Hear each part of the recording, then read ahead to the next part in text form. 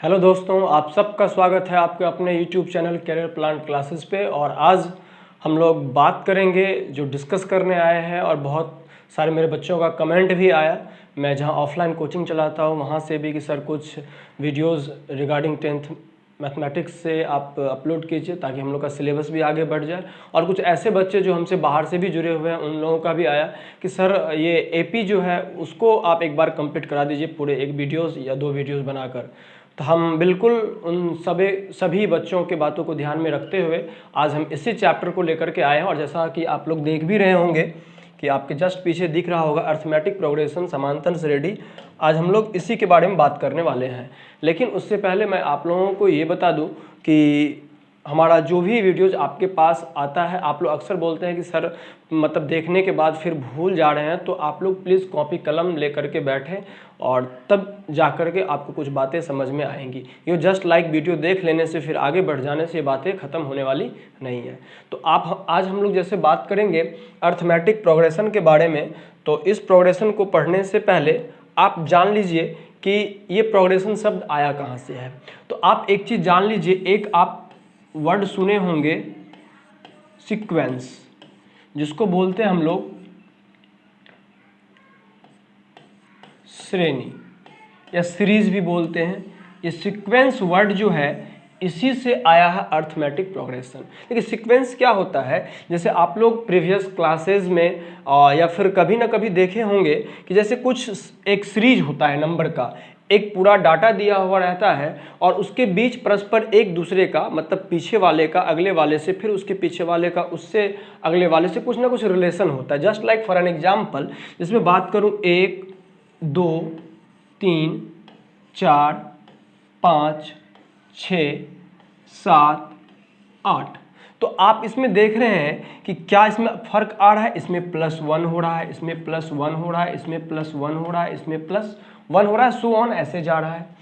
अगर मैं बात करूं 1 4 9 16 25 36, तो इसमें आप एक सीरीज देख रहे होंगे कि इसमें अब स्क्वायर हो रहा है। 1 का स्क्वायर ये है, ये 2 का स्क्वायर है, ये 3 का स्क्वायर है, ये 4 का स्क्वायर है, ये 5 का स्क्वायर है और ये 6 का स्क्वायर है।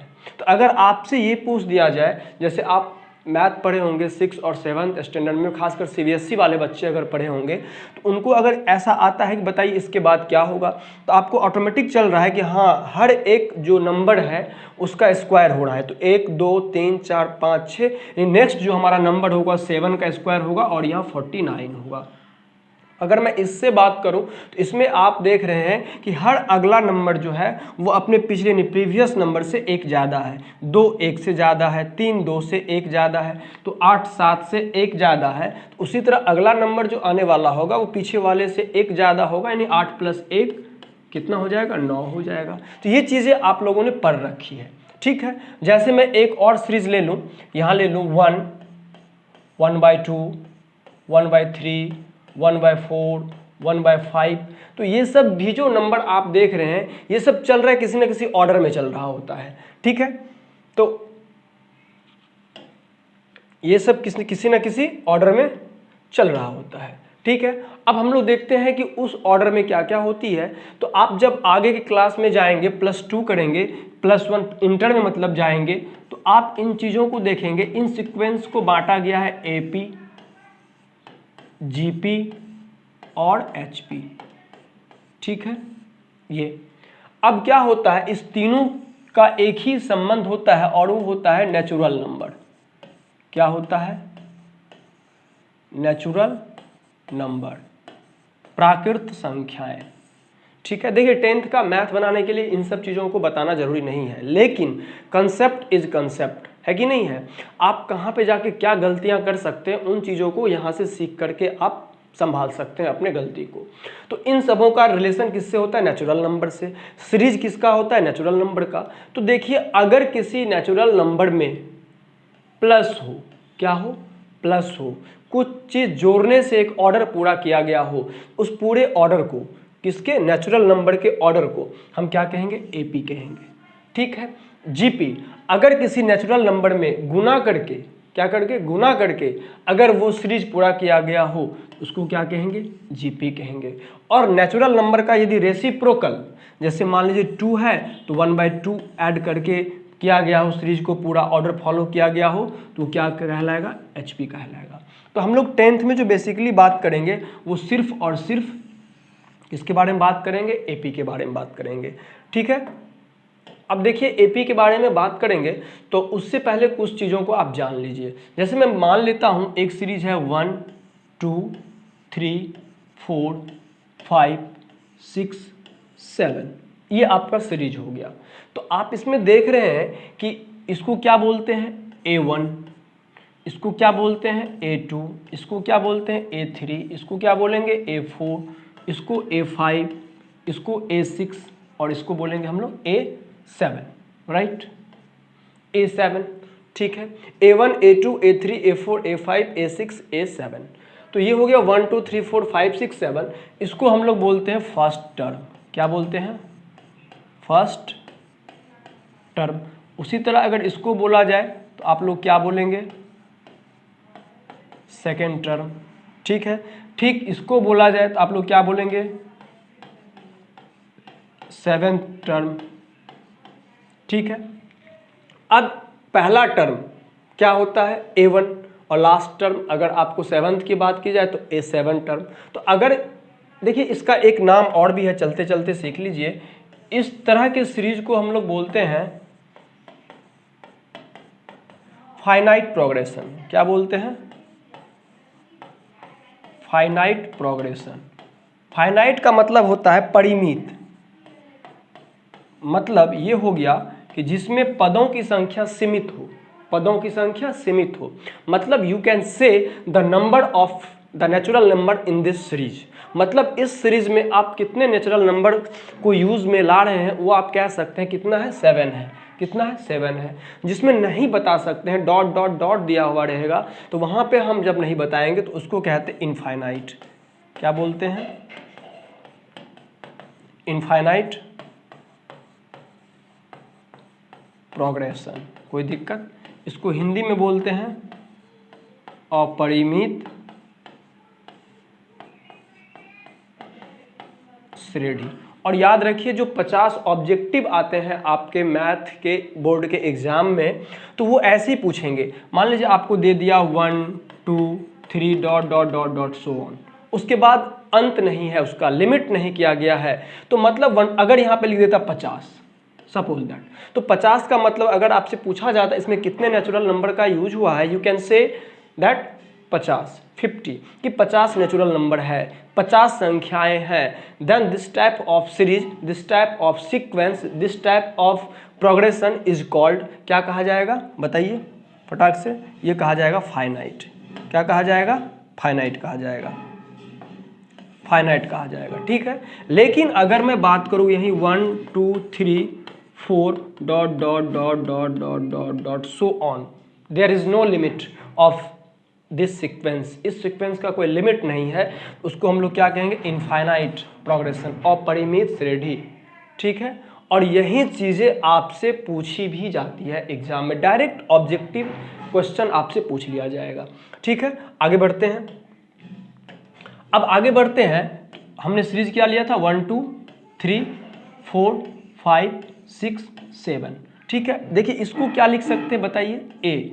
इसको हम अगर ए बोलेंगे तो जो अंतर होता है, जो अंतर होता है, जो जिस चीज़ को हम जोड़ करके लाते हैं, जो हमारा एक ऑर्डर होता है, वो कहलाता है डी। क्या कहलाता है, डी।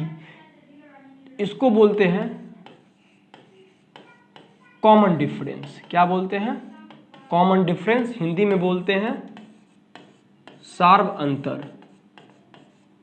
क्या बोलते हैं हिंदी में, हिंदी में बोलते हैं सार्व अंतर। ठीक है, और ये जो हमारा हो जाता है लास्ट टर्म, इसको बोलते हैं ए एन। ए एन क्या होता है आपका, लास्ट टर्म। कभी कभी इसी ए एन को हम एल से भी डिनोट करते हैं, क्योंकि लास्ट टर्म होता है तो हम एल से भी डिनोट करते हैं। तो कहीं पे अगर इसको एल लिख दिया जाए तो आपको घबराना नहीं है, एल ऑल्सो ये लास्ट टर्म को डिनोट करता है। तो अगर आपको पूछा जाए इसमें ए का वैल्यू कितना है, तो आप क्या कहेंगे, ए का वैल्यू कितना है, 1। अगर सार्व अंतर निकालने के लिए आपको कहा जाए तो क्या होगा सार्व अंतर? सार्व अंतर का मतलब होता है कि अगला टर्म माइनस पिछला टर्म। अगर ये आपका A1 है, ये A2 है, ये A3 है, ये A4 है, ये A5 है, ये A6 है और ये 7 है, तो किसी अगले टर्म में पिछले टर्म को अगर हम घटा देंगे तो हमारा क्या निकल जाएगा? कॉमन डिफरेंस निकल जाएगा।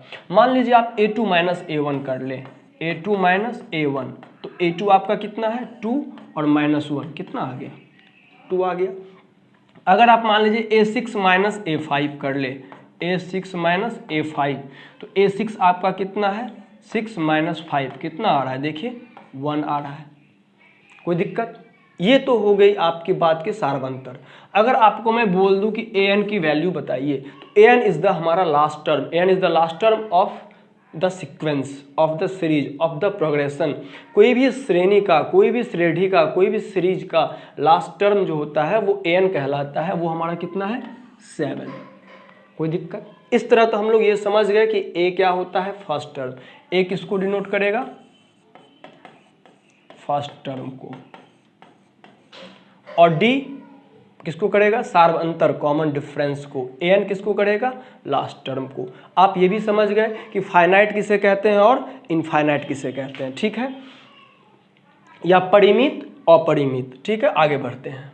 आगे बढ़ने से पहले एक सीरीज देखिए, ऐसा होता है कि ये जो ऑर्डर है, ये जो ऑर्डर है, ये जो क्रम है, जो हमारा एक रूल है, ये आपका पॉजिटिव भी हो सकता है यानी धनात्मक, निगेटिव भी हो सकता है या जीरो भी हो सकता है। कैसे? आप देखिए, जैसे मैं बोल दूं 15, 12, 9, 6, ऐसा मैं बोल दूं, ये सीरीज है हमारा।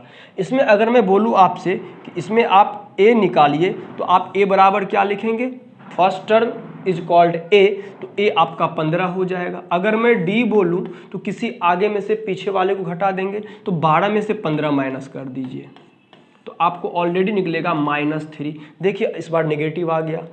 इसी तरह अगर मैं बोलूँ आपको कि इसका an क्या होगा, तो आप बोल देंगे 6। ये चीज़ें हो गई क्या कि नेगेटिव भी हो सकती है। एक जीरो वाला सीरीज हम लेते हैं। जीरो वाला सीरीज जैसे लेते हैं कि 2, 2, 2, 2, 2 ऐसा लेते हैं। अगर 2, 2, 2 की सीरीज लेते हैं, आप इसमें a अगर मैं बोल दूं तो 2 लिखेंगे और d लिखेंगे कि फर्स्ट टर्म यानी second term minus first term या fifth term minus fourth term, किसी अगले में से पीछे वाले को घटाना है। तो 2 माइनस 2 कितना आ गया? 0। देखिए यहाँ पे सार्व अंतर आपका क्या आ गया? 0 आ गया। और अगर मैं an की बात करूँ तो यहाँ पे वो 2 ही रहेगा, क्योंकि लास्ट टर्म भी 2 ही है। तो इसीलिए मैंने कहा कि ये धनात्मक भी हो सकता है, ऋणात्मक भी हो सकता है या पॉजिटिव भी हो सकता है। ठीक है, चलिए अब हम लोग बात करेंगे कि इसके फॉर्मूले की, जो आप लोग जानते हैं कि an कैसे निकालेंगे। उसकी अगर मैं बात करूं तो देखिए, अभी मैं बोला था आप लोगों को, क्या बोला था भाई, कि a1 बराबर क्या होता है? a। a1 बराबर क्या होता है? a। ठीक है, अगर मैं a2 निकालने के लिए बोलूं तो आप क्या करेंगे? a प्लस डी कर देंगे। क्यों करेंगे? क्योंकि अभी मैंने सीरीज में बताया है कि d एक ऐसा फिक्स्ड नंबर होता है जो जोड़ने से हमें अगला टर्म देता है। तो मान लिया कि मेरा जो टर्म था वो d था, पहला तो a ही रहेगा, पहला में तो हम जोड़ते नहीं है, उसके बाद हम सीरीज आगे बढ़ाते हैं, और वो हम एक ऑर्डर के कारण और एक ऑर्डर को लेकर के चलते हैं। मान लिया कि मेरा कॉमन डिफरेंस यदि d है तो a2 को आप क्या लिखेंगे? d। अगर मैं बोल दूं a3 आप लिखेंगे a प्लस डी और फिर एक d आ जाएगा, यानी ये हो जाएगा a प्लस 2d। ठीक है, अगर मैं a4 की बात करूं तो आप लिखेंगे a plus D plus D plus D, यानी a प्लस 3d। अगर मैं a5 की बात करूं तो आप लिखेंगे a प्लस, अब बिना dd को करते हुए आप देखिए, 3 है तो 2d, 4 है तो 3d, 2 है तो 1d, तो यहाँ पे क्या हो जाएगा? 5 है तो a प्लस 4d। अगर मैं a6 की बात करूं तो a प्लस 5d। तो उसी तरह अगर मैं an की बात करूं, किसकी बात करूं? n की बात करूं, तो a हो जाएगा प्लस। अब यहाँ पे देखिए, इसको क्या आप लिख सकते हैं? a प्लस 5 को लिख सकते हैं 6 माइनस 1 इंटू डी, फिर तो 5d ही आ जाएगा। 2 को लिख सकते हैं 3 माइनस 1, 3 को 4 को लिख सकते हैं, 3 को 4 माइनस 1। तो उसी तरह 6 था तो हमने लिखा कि 6 माइनस 1। अगर n है तो लिख सकते हैं a plus n minus 1 into D. और यही तो आपका फॉर्मूला होता है। क्या होता है? फॉर्मूला लास्ट टर्म निकालने की। यदि कोई सीरीज है, थोड़ा देर के लिए फॉर्मूला आप लोग स्क्रीनशॉट ले लीजिएगा। ये an लास्ट टर्म, an हमारा यहाँ पे क्या है? लास्ट टर्म, ठीक है, याद रखिएगा। तो ये लास्ट टर्म निकालने का हमारा क्या है? फॉर्मूला है। तो हम अगर बढ़े आगे, अगर मैं बोल दूं कि 2 4 6 8 dot dot dot dot dot कितने टर्म तक मुझे नहीं पता है, तो अगर मैं बोल दूं कि यहाँ पे है 100 100 ऐसा है, तो इसमें अब आपसे मैं ये पूछ दूं कि इसमें पदों की संख्या कितनी है, n कितनी है, ये तो हमें नहीं पता है। तो आपको पता क्या क्या है वो चीज़ देखिए। आपको पता है a, क्लियरली दिख रहा है a हमारा 2 है। आपको पता है d, माइनस कर लीजिए, 4 माइनस 2 यानी 2। आपको पता है an, क्योंकि आपको मैंने बताया है कि लास्ट टर्म क्या होता है, वो an कहलाता है। a है ना आपको 100। अब बताइए a, d और an, और निकालना क्या है? n।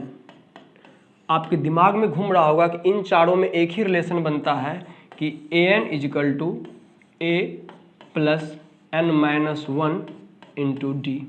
अब देखिए an का वैल्यू आप पुट कीजिए। an का वैल्यू अगर आप पुट करेंगे तो कितना है? an का वैल्यू 100 इजिकल टू a का वैल्यू पुट कीजिए 2 प्लस n तो मालूम नहीं है, यही तो निकालना है, इंटू डी का वैल्यू पुट कीजिए, कितना है? 2 है। तो अब बताइए 100 में से ये 2 जो है प्लस 2, ये इधर आके क्या हो जाएगा? माइनस 2। तो 100 में से 2 चला गया इधर, 98 बराबर n माइनस 1 और इंटू 2। आपको क्लियरली लग रहा होगा कि आप काट सकते हैं, इस 2 से इसको काट सकते हैं, कितना बार में? 49 टाइम्स में। आपका देखिए आ गया,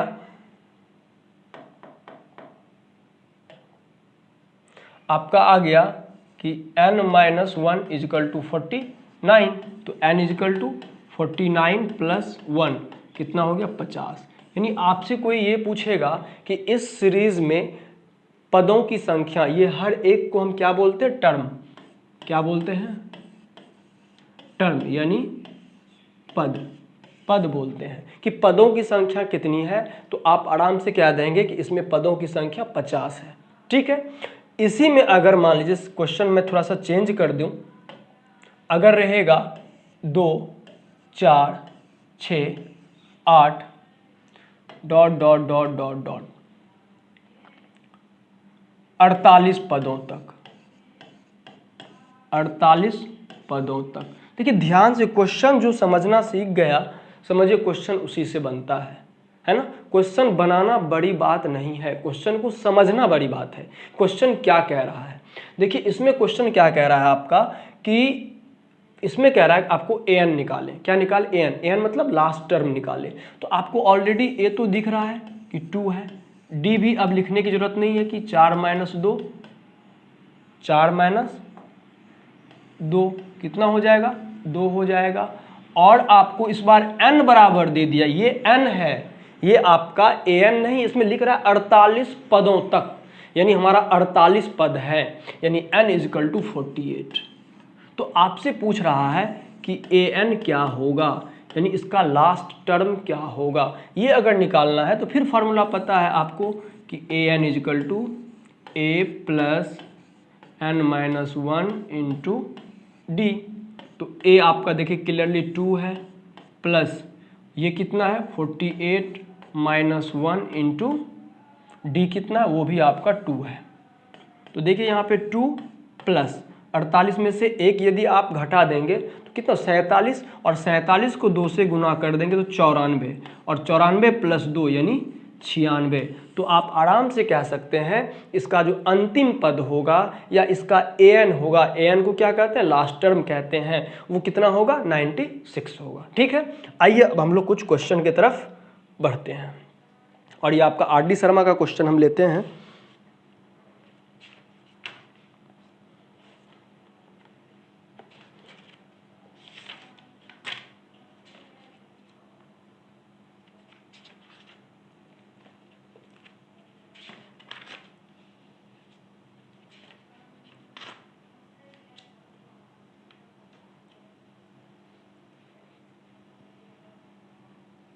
हाँ देखिए, एक क्वेश्चन है, बहुत ही सिंपल क्वेश्चन है कि एक समांतर श्रेणी लिखे जिसका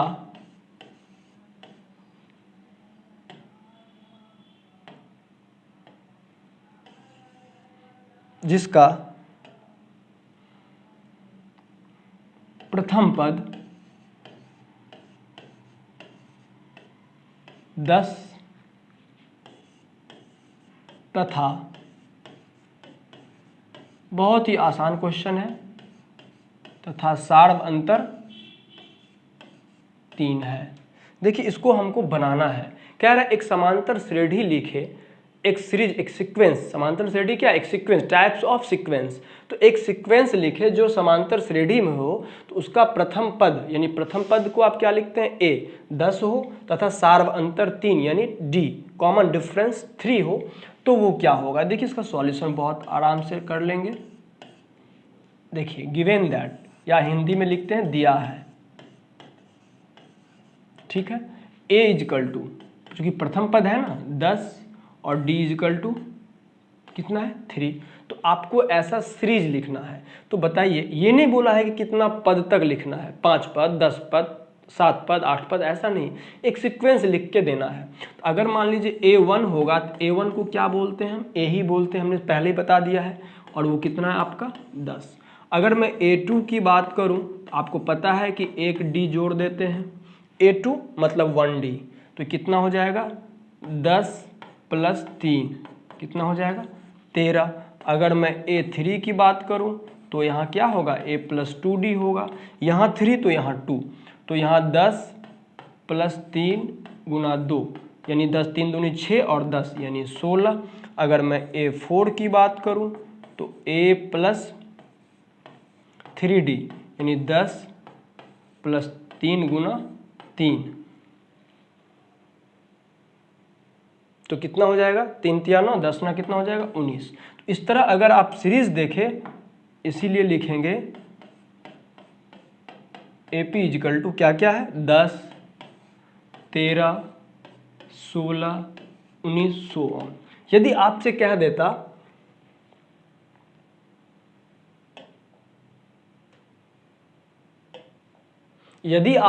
देता कि एक समांतर श्रेणी 10 पदों तक लिखे, कितना कह देता, अगर यहाँ पे कह देता कि 10 पदों तक, तब हम A4 A5 A6 A7 A10 तक हम निकालते और एक सीरीज लिख करके दे देते। लेकिन हमको चूंकि कहा गया है कि ऐसा एक सीरीज तैयार करे, कोई लिमिट नहीं है, तो 3 से 4 से 5 पद कुछ हम निकाल के, अब 2 ही नहीं निकालेंगे, 4-5 पद निकाल के डॉट डॉट लगा देंगे, हमारा वो क्या हो जाएगा, आंसर हो जाएगा। ठीक है, चलिए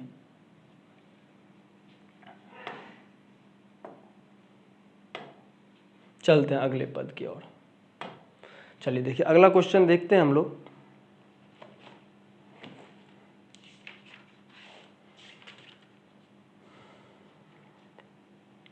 देखिए आपका ये एनसीईआरटी का क्वेश्चन है, और देखा जाए कि क्वेश्चन है आपका कि AP 21 18 15 का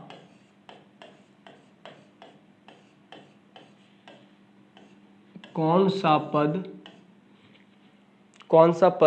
-81 है, -81 है, साथ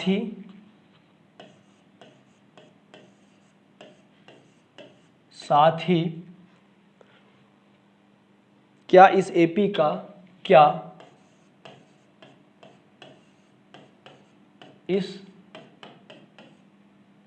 का कोई पद शून्य है, कोई पद शून्य है। आपसे ये 2 बातें पूछी गई है, ठीक है, कि AP 21 18 15 का कौन सा पद -81 है, साथ ही क्या इस एपी का कोई पद शून्य भी हो सकता है। तो आइए इसको सॉल्व करते हैं और देखते हैं इसको कैसे बनाएंगे। ठीक है, देखिए आपका सीरीज क्या दे रखा है, तो सीरीज आपका दे रखा है 21, 18, 15 dot dot dot dot dot dot dot, ये नहीं पता है कितना है, लेकिन आपसे पहला क्वेश्चन जो है पूछ रहा है क्या इसके पद में जब इस सीरीज को हम और विस्तार करेंगे, आगे ले जाएंगे, क्या इसका कोई पद -81 आएगा। तो हम चेक करेंगे पहले ये कि इसमें दिया क्या क्या है। इसमें दिया गया है a बराबर 21, d बराबर 18, उसका पीछे वाला प्रीसीडिंग -21 यानी -3 घट रहा है। तो पूछ रहा है a21 d18 -21 -3। तो आपसे अब पहला क्वेश्चन पूछ रहा है क्या कौन सा पद -81 है। तो देखिए यहाँ पे हम n बराबर ले लेंगे, कितना ले लेंगे -81। n बराबर क्या ले लेंगे हम -81। याद रखिएगा n हमारा क्या हो जाएगा, सॉरी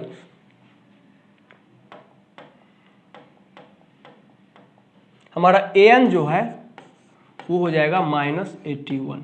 क्यों हो जाएगा हमारा an -81, हम मान लेते हैं थोड़ा देर के लिए हाँ ठीक है इसका कोई पद -81 होगा।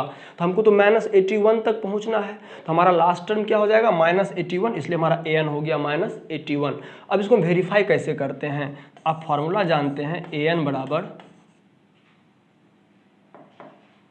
a plus n-1 into D. A आपका क्या है -81 और ए आपका कितना है 21, एन कितना है बताइए, एन तो मालूम ही नहीं है वहीं तो निकालना है, और इंटू डी, डी आपका कितना है -3। ठीक है, तो देखिए ये -81 में ये 21 आके इधर ये भी माइनस हो जाएगा, यानी -81 और -21 बराबर n-1 इंटू -3।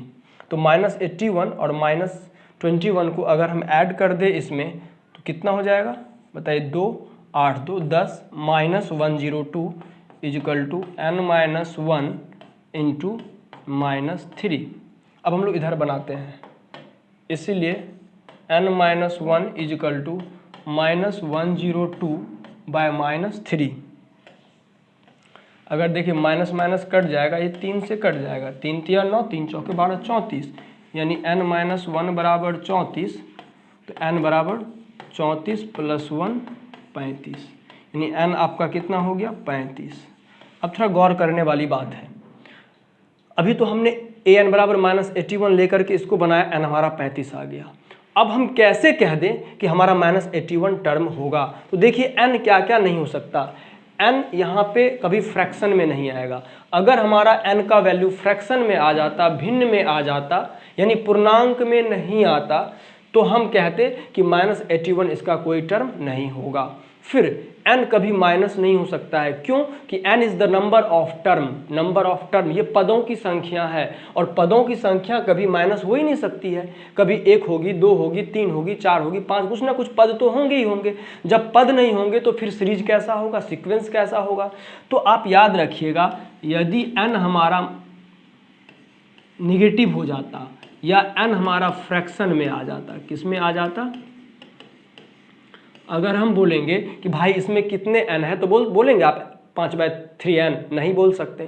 तो यदि n हमारा फ्रैक्शन में आ जाता और n हमारा नेगेटिव आ जाता तो हम लिखेंगे चूंकि यहाँ n निगेटिव है या n का वैल्यू फ्रैक्शन में है, जो कि नहीं हो सकता है, इसीलिए हमारा मानना कि -81 हमारा कोई टर्म है गलत है। अतः -81 इस दिए गए सीक्वेंस का कोई भी पद नहीं होगा। लेकिन -81 रखने से हम देख रहे हैं हमारा n का वैल्यू 35 आ गया, जिससे हमें कोई भी ट्रबल नहीं है, क्योंकि ना तो ये नेगेटिव है ना तो ये फ्रैक्शन में है। आ रही मेरी बात समझ में। तो इसलिए हम कह सकते हैं कि जो -81 है ये 35वां पद है। क्या लिखेंगे, ये 35वां पद है जो हमारा -81 है। अब देखिए कैसे हम इसको वेरीफाई करते हैं।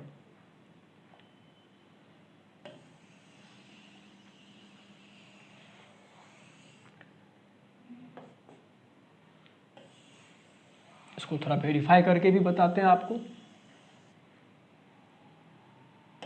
देखिए